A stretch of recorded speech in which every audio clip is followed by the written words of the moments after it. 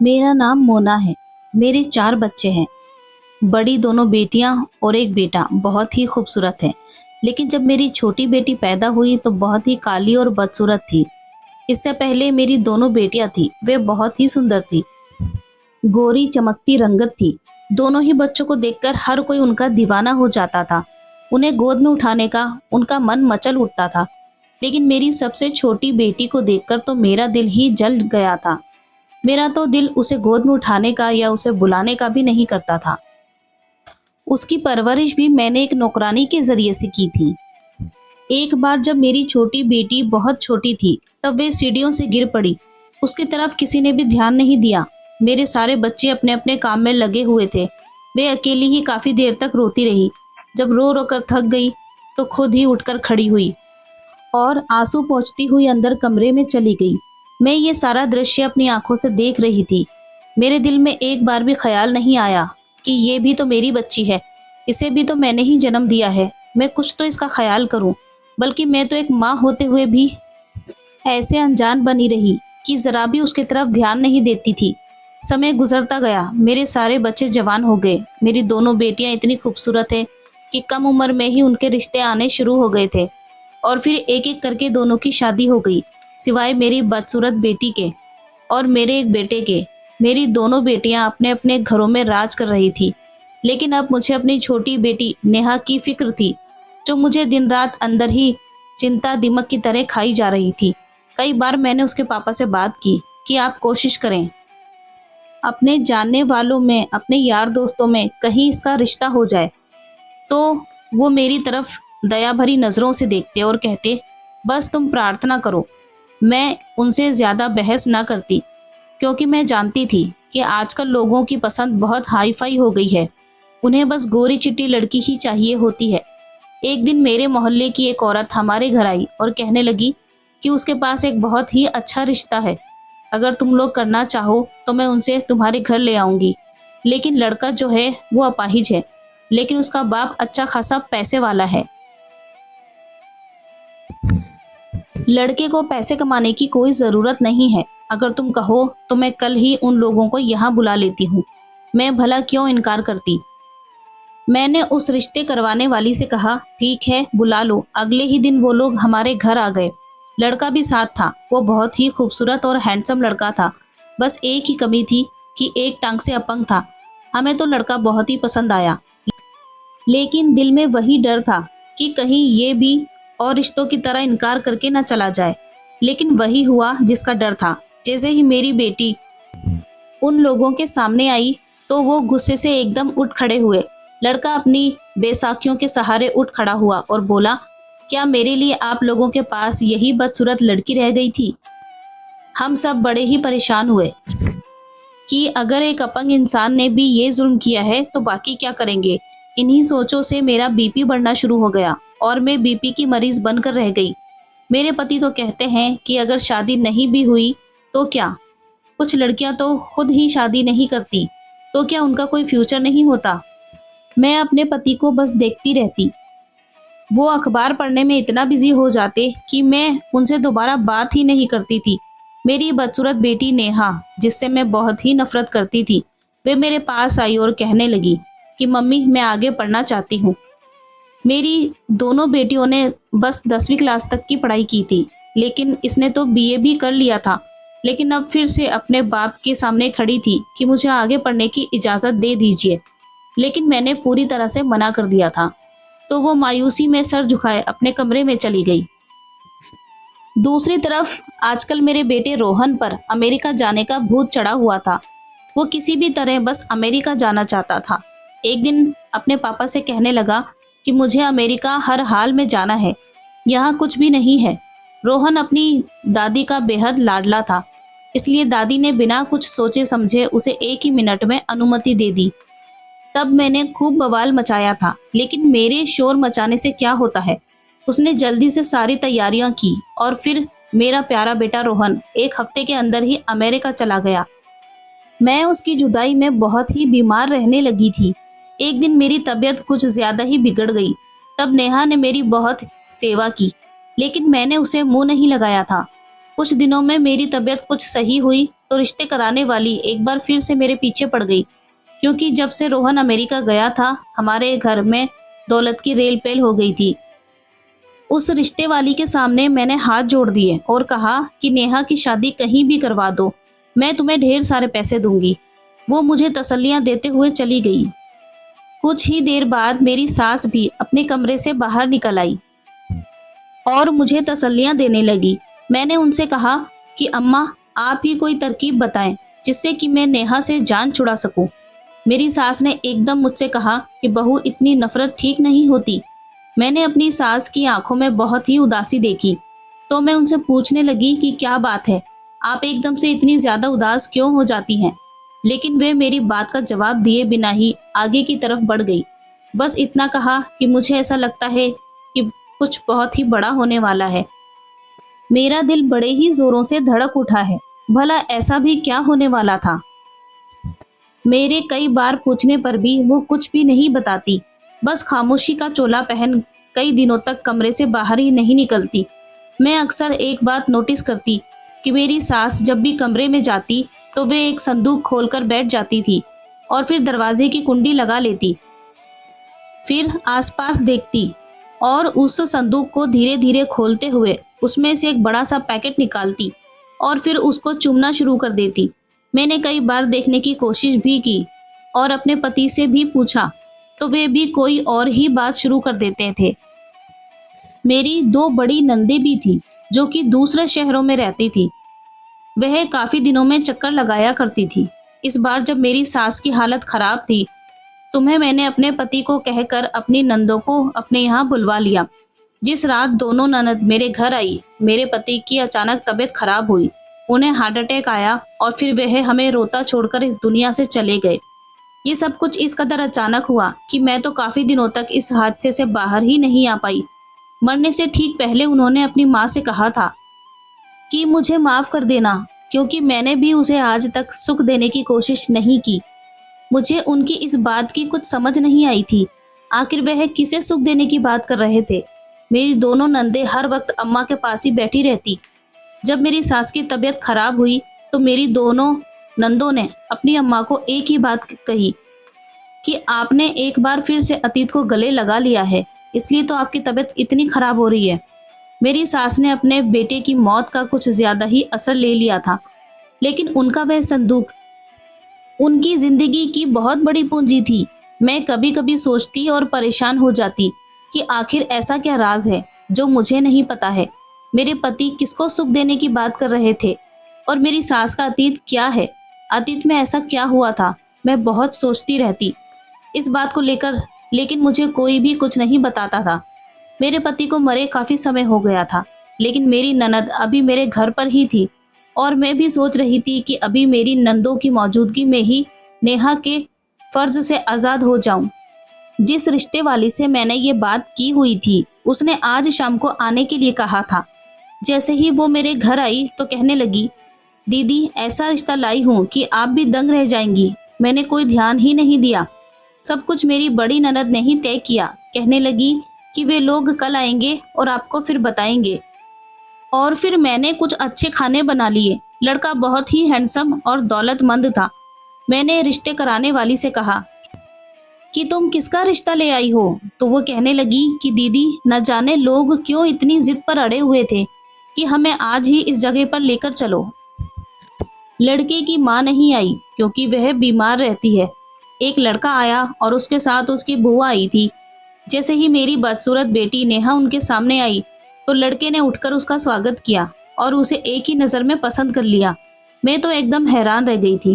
खैर, हम लोग भी उसके घर गए। मेरी बेटी को होने वाली सास मेरे सामने आई कुछ ही देर के लिए, और वह भी पूरी तरह खुद को छुपाकर कहने लगी कि मेरी तबीयत ठीक नहीं है, इसलिए मैंने खुद को छुपा रखा है कि कहीं मेरी बीमारी किसी और को ना लग जाए। हम लोग बहुत ही हैरान हो रहे थे कि इस कदर अमीर घर में मेरी बेटी जा रही है। लड़के वालों को शादी की बहुत जल्दी थी, इसलिए 1 महीने के अंदर ही मैंने उसकी शादी कर दी। मेरी काली कलूटी और बदसूरत बेटी के लिए ऐसा रिश्ता भगवान की बहुत बड़ी कृपा से कम नहीं था। हमने उसकी शादी की और फिर कभी भी पलटकर उसकी खबर नहीं ली। अब तो मुझे बस अपने बेटे की शादी करनी थी, जैसा कि हर माँ की इच्छा होती है कि वे जल्द से जल्द अपने बेटे की शादी करे और पोते पोती को अपनी गोद में खिलाए।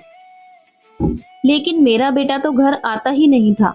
मैंने जब रोहन को जज्बाती ब्लैकमेल करना शुरू किया तो वे आगे से कहने लगा कि अगर किसी ने मुझे बहुत ज्यादा तंग किया तो फिर वो हमेशा हमेशा के लिए सबकी जिंदगी से चला जाएगा। आखिरकार मुझे हथियार डालने पड़े। अब मेरे घर में गहरा सन्नाटा था। मेरी सास अपने कमरे में रहती थी और मैं पूरे घर में इधर से उधर घूमती रहती थी। मेरी बड़ी बेटी अपने पति और बच्चों के साथ अमेरिका जा रही थी। अभी उसकी फ्लाइट में कुछ समय था कि वे मुझसे कहने लगी कि मैंने सामने सड़क पर एक आदमी को चलते हुए देखा है, सेम टू सेम रोहन जैसा था। पहले तो मैं यही समझी कि कोई और होगा, लेकिन जब मेरे बच्चे मामा मामा कहकर पुकारने लगे तो फिर मैंने भी ध्यान दिया, वह सच में रोहन ही था। लेकिन ये कैसे मुमकिन था, क्योंकि रोहन तो अमेरिका में है। जैसे ही मैंने ये सब सुना तो मैं उलझन का शिकार हो गई और फौरन अपनी सास को बताया। वो कहने लगी कि उसका वहम होगा। मेरी बेटी कहने लगी कि मेरी आंखें धोखा नहीं खा सकती, मैंने खुद रोहन को एक लड़की के साथ देखा था और सबसे बढ़कर उस लड़की ने छोटे से बच्चे को भी उठाया हुआ था। ये सब सुनकर मेरा दामाद हंसने लगा और कहने लगा, अमेरिका जाने की खुशी में तुम्हें हर तरफ अपना भाई नजर आ रहा है। इसी बात पर हंसते हुए आगे की तरफ निकल गए। मेरी बेटी और दामाद अपने बच्चों के साथ अमेरिका पहुंच गए। एक होटल में कमरा बुक कराया था। मेरे दामाद ने रोहन को फोन किया तो उसने बताया कि मैं अभी ऑफिस में हूँ, कुछ ही देर में वापस आकर आपसे मिलता हूँ। अब मेरी बेटी को भी कुछ सुकून हो गया था कि उसका भाई यही अमेरिका में है। लेकिन शाम को मेरी बेटी का फिर फोन आया। वो कहने लगी कि जब रोहन हमें मिला तो मैंने उसे बड़े गौर से देखा। तब मैं एकदम से उछल पड़ी। उसने वही सूट पहन रखा था जो कि इंडिया में पहना हुआ था। मैंने उसे समझाया कि तुम एंजॉय करने गई हो, वही करो, ज्यादा इधर उधर अपना दिमाग मत लगाओ। मेरा बेटा अगर अमेरिका में है तो वे तुम्हें इंडिया में कैसे दिखाई दे सकता है। बेचारी मेरी ये बातें सुनकर हैरान तो बहुत हुई, लेकिन जब मैंने गौर किया तो महसूस हुआ कि सच में कुछ तो गड़बड़ जरूर है। पर मैंने अपने दिमाग से सारी बातें निकाल दी और कहा कि मेरा बेटा ऐसा कभी हो ही नहीं सकता। और फिर ये कैसे मुमकिन है कि अभी वह इंडिया में था और फिर इतनी जल्दी अमेरिका कैसे पहुंच गया। फिर मैंने अपने दिल को समझाया कि मेरा बेटा ऐसा नहीं कर सकता, वो मुझे धोखा नहीं दे सकता। लेकिन कुछ ही दिनों बाद मेरी बेटी का फिर से कॉल आया। कहने लगी कि मम्मी, मैंने आज ही रोहन को एक लड़की के साथ देखा था, वे दोनों बहुत ही खुश लग रहे थे। लेकिन मम्मी, उसके साथ जो लड़की थी वो बहुत ही बदसूरत थी और भाई उसके साथ इस कदर खुश थे जैसे वो उनकी पत्नी हो। अरे क्या कह रही हो, जानती हो क्या, अमेरिका का कितना खुला माहौल है। वहां पर लड़के लड़की का मेल मिलाप कोई बुरी बात नहीं समझी जाती। अब तुम भी ऐसी सोच को अपने दिमाग से निकाल दो और मुझे भी सुकून से रहने दो। मेरी इस बात का सच में उस पर बहुत गहरा असर हुआ। काफी दिनों तक मुझे फिर से कोई कॉल नहीं किया उसने। इधर मैंने भी भगवान का धन्यवाद किया, लेकिन एक बात हमेशा ही मुझे तंग करती रही कि रोहन शादी के नाम से इतना चिढ़ता क्यों है, कि कहीं कोई उसने सच में लड़की पसंद तो नहीं कर ली। एक दिन यही सब बातें करने के लिए मैं अपनी सास के कमरे में गई। जैसे ही मैं कमरे में दाखिल होने वाली थी, मेरे कदम वहीं पर थम गए। मेरी सास किसी से फोन पर बात कर रही थी। तुम वापस आ जाओ, बस एक बार, मेरे दिल को सुकून आ जाएगा। 45 साल बीत गए हैं तुम्हारी सूरत देखे हुए, सिर्फ एक बार मुझसे आकर मिल आओ, बस एक बार। और मेरी सास की आंखों में आंसू बहते जा रहे थे। वे बार बार रुमाल से अपनी आंखें साफ कर रही थी। ये सब देखकर मैं हैरान रह गई। आखिर वे किसे बुला रही थी। मुझसे अब और ज्यादा सहन नहीं हुआ और मैं जल्दी से कमरे के अंदर गई। जैसे ही उन्होंने मुझे देखा तो फोन को एक तरफ रख दिया और कहने लगी, तुम यहाँ क्या कर रही हो? अम्मा जी, आप रो क्यों रही हैं? मैंने अचानक ही पूछ लिया तो कहने लगी कि बस रोहन की याद आ रही है। कब से गया हुआ है और पलटकर भी नहीं देखा। उसे परवाह ही नहीं कि उसकी दादी किस कदर उदास रहती है उसके बिना। अम्मा जी, मैं भी तो यही बात करने आई थी। आप ही रोहन को वापस बुलाएं और उसे समझाएं कि अब उसकी शादी कर देनी चाहिए। मेरी सास कहने लगी, हाँ मैं उसे मनाऊंगी, वो जल्दी ही वापस आएगा।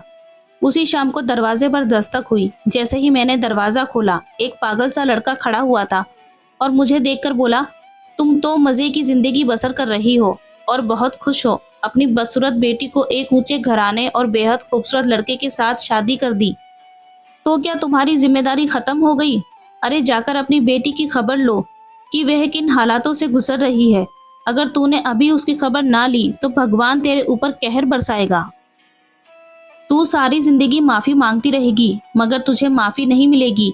मैं ये सब सुनकर हैरान हो गई कि पागल लड़का मेरी बेटी के ससुराल वालों को कैसे जानता है।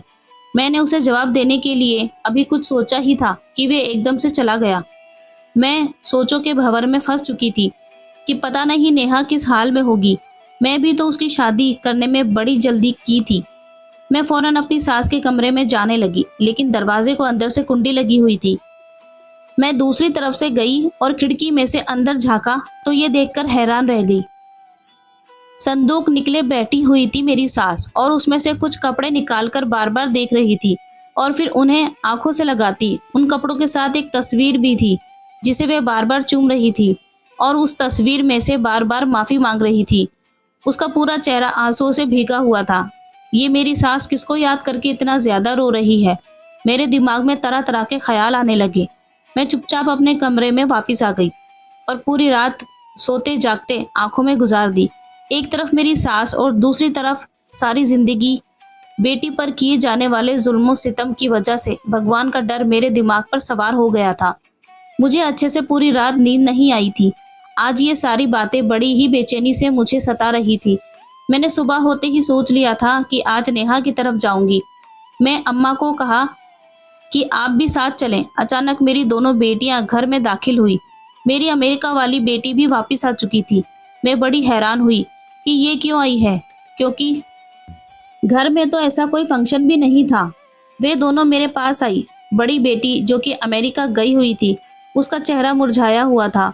पूछने पर भी कुछ नहीं बता रही थी और फिर कुछ देर बाद कहने लगी कि मम्मी, रोहन ने अमेरिका में शादी कर ली है। उसने हम सब से ये बात छुपाई है। मैं हैरानी से उसका चेहरा तक रही थी। बहुत देर बाद बोली कि बेटा, तुम अपने भाई पर ये इल्जाम क्यों लगा रही हो? अभी कल ही रात को तो मेरी उससे बात हुई है और वो कह रहा है कि जल्दी ही इंडिया हमेशा के लिए वापस आ रहा है। मेरी बेटी मेरे मुंह की तरफ देखती जा रही थी और फिर अपना सर पकड़कर बैठ गई। कहने लगी, मम्मी, आप माने या ना माने, लेकिन मैं सच कह रही हूँ कि उसने शादी कर रखी है। मैंने अपनी बेटी की बात पर कोई ध्यान नहीं दिया और कहा कि आज तो तुम मुझे नेहा के घर जाना है, बहुत जरूरी काम है। तुमसे वापस आकर बात करती हूँ। मैं और मेरी सास गाड़ी में बैठे। अम्मा हमेशा की तरह आज बिल्कुल भी नहीं बोल रही थी, बल्कि पूरा रास्ता ही खामोश रही। लगभग 1 घंटे के सफर के बाद हम लोग नेहा के घर के सामने पहुंच चुके थे। अम्मा जी पहली बार पोती की ससुराल आई हुई थी। ऐसी शान शौकत वाला बंगला हमारे पूरे खानदान में किसी का भी नहीं था। हम दोनों को नौकर ने बताया कि घर में इस समय सिर्फ छोटी मालकिन है, बाकी लोग कुछ देर बाद आएंगे। मैंने कहा कि हम इंतजार कर लेते हैं। जैसे ही हम लोग घर के अंदर दाखिल हुए तो अम्मा अंदर की चमक दमक में ही खो गई थी। हमारी बदसूरत सी बेटी के ऐसे नसीब भी हो सकते हैं, हम लोगों ने सोचा नहीं था। हम लोग एक रूम में बैठे हुए थे कि अचानक अम्मा की नज़र दाएं तरफ वाली दीवार पर लगी एक औरत की फोटो पर जाकर रुक गई। उसे देखते ही अम्मा के चेहरे के रंग बदलने लगे। वो कहने लगी कि जल्दी से घर चलो, मेरी तबीयत बहुत खराब हो रही है। तभी अंदरूनी कमरे से एक औरत बाहर निकली, लेकिन वे पूरी तरह चादर में ढकी हुई थी। उसने अपना चेहरा भी छुपा रखा था। अम्मा जैसे तैसे खुद को संभाले बैठी हुई थी। उस औरत ने अपनी बहू को आवाज दी तो मेरी बेटी किसी रानी की तरह कमरे से दाखिल हुई। उसका रहन सहन देखकर मैं दंग रह गई। वो तो कहीं से भी नहीं लग रही थी कि यही मेरी बदसूरत बेटी है जिससे मैं इतनी नफरत करती थी। अब तो उसके चेहरे पर एक अनोखी ही चमक थी, बहुत ही सुंदर लग रही थी। अम्मा जल्दी से जल्दी यहाँ से जाना चाहती थी, लेकिन चादर में छुपी हुई औरत बोली कि अम्मा को जाने की इतनी जल्दी क्या है, आप बैठें, कुछ देर में सारे लोग आ जाएंगे, सबसे मिलकर ही जाना। फिर वो औरत कहने लगी कि आप लोगों का बहुत बहुत धन्यवाद कि आपने हमें हीरे जैसी बहू दी है। ये बहुत ही अच्छी है। इसने तो हमारे घर में आकर हमारे घर को 4 चांद लगा दिए। उस औरत की बात सुनकर मैं शर्म से पानी पानी हो रही थी। क्या सच मैं नेहा की माँ हूँ जिसने कभी उसे प्यार से गले नहीं लगाया? हम लोग बैठे बातें कर रहे थे कि दरवाजे में से एक लड़की दाखिल हुई। लड़की की गोद में बच्चा भी था, जो किस कदर काला और बदसूरत था। लेकिन उसको देखते ही नकाबपोश औरत ने उसे गोद में लेते हुए उस पर सदके बारी जाने लगी थी। मैंने तो दूसरी तरफ मुंह कर लिया कि भला ऐसे बच्चे को कौन प्यार करता है। औरत मेरी तरफ ही देख रही थी। फिर वो एकदम से उठी और बच्चे को मेरी गोद में डाल दिया। मैं उछली जैसे कोई सांप मेरी गोद में गिर गया हो। अरे क्या हुआ? अपने खून से कौन दूर भागता है? मेरे पैरों तले जमीन निकल गई कि मेरी बेटी 3 महीने में ही कैसे माँ बन सकती है। लेकिन मेरी बेटी की सास कहने लगी कि ये नानी बनने के लिए तो आपको अभी इंतजार करना पड़ेगा, लेकिन फिलहाल आप दादी बन चुकी हैं। उस औरत की बात सुनकर मुझे एकदम से गुस्सा आने लगा। मैंने कहा, ये आप क्या कह रही हैं? वो कहने लगी, ये आपका ही खून है, मतलब आपका पोता है। मैंने पीछे मुड़कर देखा तो रोहन मेरे पीछे खड़ा था और जिसे देखकर मेरे पैरों तले जमीन निकल गई थी। मैं आगे बढ़ी और उससे पूछा कि तुमने यही मुंह काला करना था। जैसे ही मैं आगे बढ़ी, उस औरत ने अपने चेहरे पर पड़ी चादर हटा दी। मेरी सास उसे देखकर एकदम से सकते में आ गई। मेरी तो कुछ भी समझ में नहीं आ रहा था कि ये सब कुछ क्या है। अम्मा जी, ये सब कुछ क्या हो रहा है, मुझे तो बताएं। मेरी सास ने जो कहानी सुनाई उसे सुनकर मुझे एहसास हुआ कि मैं भी तो जाने अनजाने अपनी सास के ही नक्शे कदम पर चल रही थी। बल्कि मैं तो अपनी सास से भी गई गुजरी थी। मैंने तो खुद ही अपनी बच्ची को ही अपनी नफरत का निशाना बनाया था। मेरी सास ने बताया कि उनके 3 बच्चे थे, 2 बेटियां और एक बेटा। तीनों ही बच्चे बहुत ही खूबसूरत थे। उनके घर में काम करने वाला एक नौकर था, जिसकी पत्नी बच्चे की पैदाइश पर मर गई थी और उसने अपनी छोटी सी बच्ची को अपने सीने से लगाकर पाला था। लेकिन वे बच्ची बहुत ही काली और बदसूरत थी। लेकिन फिर भी मेरी सास का नौकर रामू अपनी बच्ची को अपनी जान से भी ज्यादा चाहता था। एक दिन रामू ज्यादा ही बीमार पड़ गया। उसके बचने की कोई उम्मीद नहीं थी। तब उसने अपनी 7 साल की मासूम बच्ची निशा को मेरे ससुर के हवाले करते हुए कहा कि मेरी इस बच्ची का आपके सिवा दुनिया में कोई नहीं है। मेरे बाद इस बच्ची का ख्याल रखना, भगवान आपको इसका फल जरूर देगा। और मेरे ससुर ने अपने नौकर की बच्ची निशा को गले से लगा लिया था और रामू को विश्वास दिलाया था कि मैं निशा को अपनी बच्ची की तरह पालूंगा। लेकिन मेरी सास को निशा बिल्कुल भी पसंद नहीं थी, क्योंकि वह बहुत ही काली और बदसूरत थी। जब मेरी सास के बच्चों के साथ निशा खेलती थी तो वे अलग से ही दिखाई देती थी। ज्यादातर लोग निशा को मेरी सास की ही बच्ची समझते थे और मेरी सास को बहुत ही हैरान होकर पूछते, क्या ये भी आपकी बच्ची है? मेरी सास को मजबूरन निशा को अपनी ही बच्ची बताना पड़ता था, क्योंकि मेरे ससुर ने सख्ती से कह रखा था कि निशा आज से हमारी ही बच्ची है। लेकिन मेरी सास किसी भी तरह निशा को स्वीकार नहीं कर पा रही थी और फिर उन्होंने एक दिन एक भिखारी की गोद में निशा को डाल दिया। साथ ही ढेर सारे रुपए भी डाल दिए। कहा, इसे अपने साथ ले जाओ और उसकी परवरिश करना, लौटकर इसे कभी मेरे घर मत लेकर आना। और जब मेरे ससुर को ये बात पता चली तो उन्हें बहुत ही सदमा लगा। उन्होंने मरते हुए रामू से वादा किया था कि वे इस बच्ची का ध्यान रखेंगे, लेकिन मेरी सास ने उसका ये मान तोड़ दिया था। मेरे ससुर गुस्से से वे घर छोड़कर चले गए और आज तक लौटकर नहीं आए। मेरी सास ने अकेले ही अपने बच्चों की परवरिश की और उनकी शादियां की। लेकिन मेरी सास को बाद में बहुत एहसास हुआ कि उन्होंने बहुत गलत किया था। उन्होंने अपने पति को धोखा दिया था। अब रो रो कर अपने पति से माफी मांगती रही और उनके लौट के आने की दुआएं करती हैं।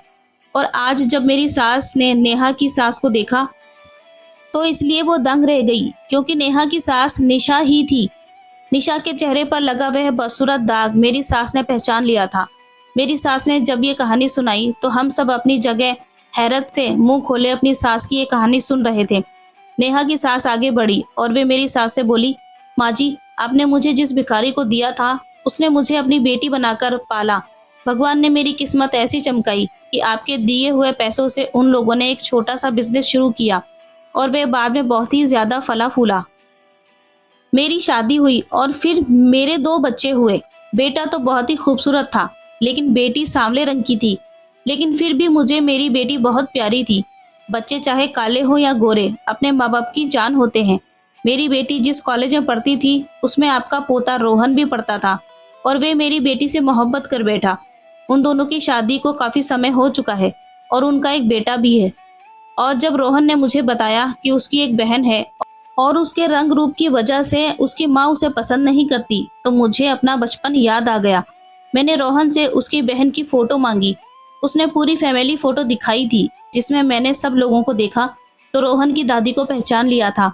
मैंने उसी समय फैसला किया कि मैं अपने बेटे से रोहन की बहन की शादी करूंगी। कहीं ऐसा ना हो कि कल को अतीत फिर से दोहराया जाए और पता नहीं नेहा से पीछा छुड़ाने के लिए किसके पल्ले बांध दिया जाए। आज मैं नेहा को अपनी आंखों का तारा बनाकर रखती हूँ। मेरा बेटा भी नेहा से बहुत मोहब्बत करता है। मेरी सास तो नेहा की सास के कदमों में गिर गई। कहने लगी, निशा मुझे माफ कर दो, एक तुम ही हो जो मेरे पति को वापस बुला सकती हो। आज 42 साल गुजर चुके हैं लेकिन उन्होंने मुझे माफ नहीं किया। अगर तुम चाहो तो तुम्हारे सिर्फ एक बार कहने से ही वो वापस आ जाएंगे। और फिर नेहा की सास ने मेरी सास को माफ कर दिया। उन्होंने उसी समय फोन करके मेरे ससुर से कहा कि वे सबको माफ कर दें और घर वापस आ जाएं। मेरे ससुर ने भी मेरी सास को माफ कर दिया और उन्होंने आने का वादा किया। मुझे भी अपनी गलती का एहसास हुआ कि मैंने अपनी बच्ची का बचपन कितनी बुरी तरीके से इग्नोर कर दिया। लेकिन अब मैं ये गलती दोबारा नहीं करूंगी। मैंने अपने पोते को सीने से लगा लिया।